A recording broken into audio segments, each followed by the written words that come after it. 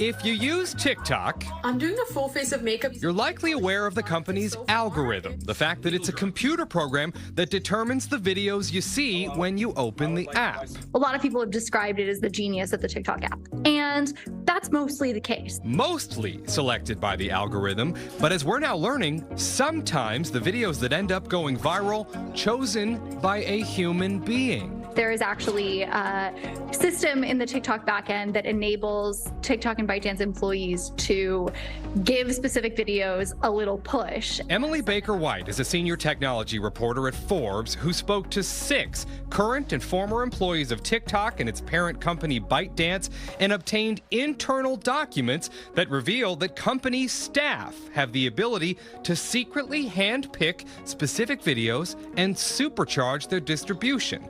It's a process known as heating. The term was as new to me as it was to you. I wasn't shocked. Forrest Jung is a social media content creator who knows a thing or two about what it takes for a video to go viral. 4.1 million likes. But he too had never heard the word heating used in this context. It's just a human deciding, like, this is relevant. A TikTok spokesperson confirmed to Fox 5 that the company promotes some videos to, quote, diversify the content experience. They add, only a few people based in the U.S. have the ability to approve content for promotion in the U.S., and that content makes up approximately 0.002% of videos in For You feeds. There's a lot of error, I think, in that. There can be people who are pushing out things for their own agenda. When something's trending, we like to think that somebody, I'm putting this in air quotes, but earned it. Instead, it's based on just an employee pushing a button. Kirsten Martin is a professor of technology ethics at Notre Dame. So part of it is